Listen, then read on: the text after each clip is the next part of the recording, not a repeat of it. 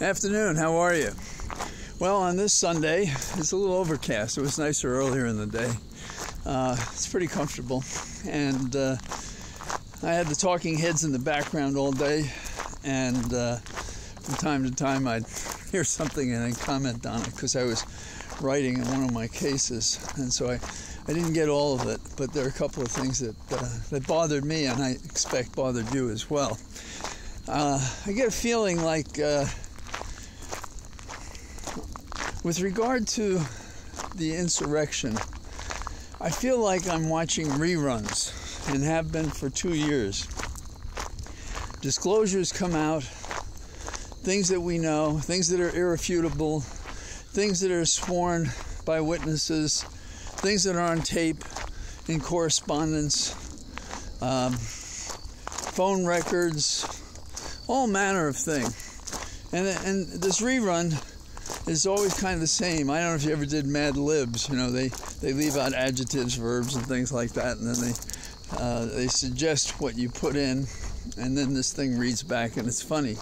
Except there's nothing funny about this. And it's like we're driving down a hill and we lose our brakes. And we don't put on our brakes. And everybody around us says there's likely going to be a really serious collision here.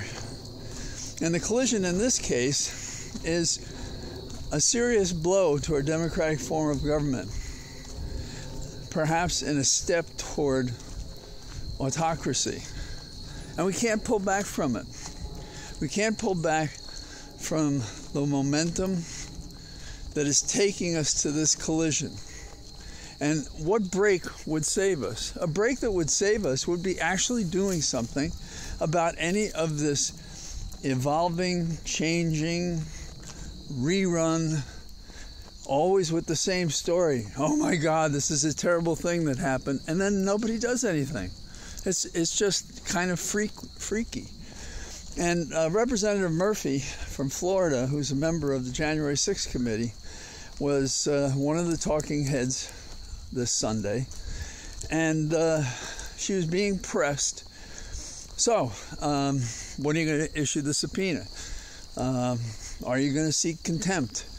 Are we going to take this over to justice? Nothing. Nothing. Have they not?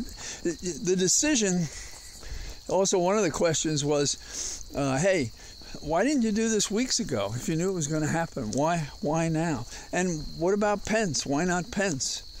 And then her answer was sort of like, well, you know, we only want the people who did the worst rather than somebody who might be an honest broker and tell us more about it. Because most cases aren't made by the person who committed the crime. They're made by persons who can show the person committed the crime. Pence is certainly one of those people. And we're not summoning him. Why? Now, sometimes you don't want to lock in testimony that might be used better by a prosecutor. But that doesn't seem to concern anybody in this, I don't know, cacophony of protestation against the most terrible historic act against democracy in our history. No one wants to act. It's just amazing. Okay, so Murphy, in essence, said, we don't know about the subpoena. We should be spot on about that. What are they afraid that Garland won't do anything? Where would they get that idea? But he's never going to do anything unless he's put in a position of having to respond. And is he going to respond the way he did with Meadows and not prosecute?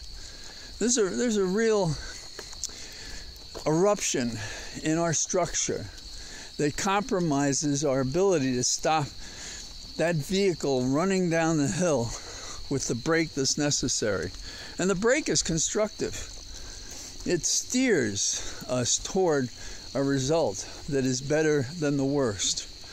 And the better is to keep Congress. The better is to win more seats in the Senate. Maybe we can't do that, but if we're less the commitment, if we're less the issues that matter, we can't do it. Then Governor Christie, former governor, close my bridge Christie, he was on today, and he was saying, you know, I think that all those documents that Trump has, they were just trophies.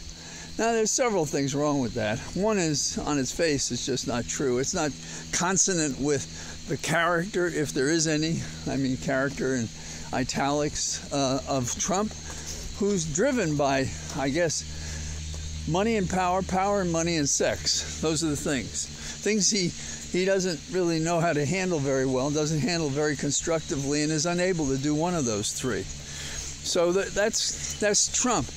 And we have a guy saying it's just a trophy. But then here's the kicker. The guy who's saying it, Christie, was a U.S. attorney who supposedly knows the law and ignores the fact that whatever his motive, it was a crime. He just piled them on his desk and kept them. It would be in violation of the law. But we know some of these documents are missing. We know who Trump is. And so Christie's defense, for whatever reason, to appeal to the Trumpsters, should he decide to run for president in 2024, this is all part of that. And ABC puts him on the air, pays him to come on and shill for Republican causes. It's really depressing. And then Trump has managed to attack Jews in a peculiar way. He used to refer to Jews in your country, meaning Israel, and now he's saying that American Jews are not supportive enough of Israel. Well, you know, this guy is something. Now, if you want to look at it in the typical Hitlerian way, maybe it's a way to be anti-Semitic, to get up the white supremacists, and it's another way to say that there are Jews that go with the Democrats that don't care about Israel, or he just wants to wave a flag and confuse everybody about it. He's an evil guy. Well, we also have some good news, I think. Biden is going down to Florida to campaign for Crist, who's running against DeSantis, another evil figure who would hope to become governor again and then run for president in 2024, no doubt. And let's finish up with the notion of Biden commented on the testimony of the January 6th committee and said it was devastating.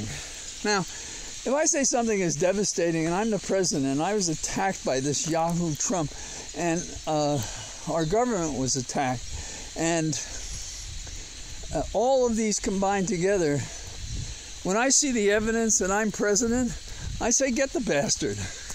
Nothing less. Get the bastard.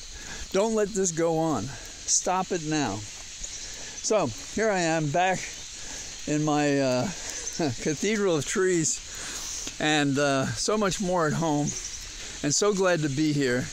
And it's so much more natural than that character Trump. All the best. Talk to you tomorrow. Bye-bye.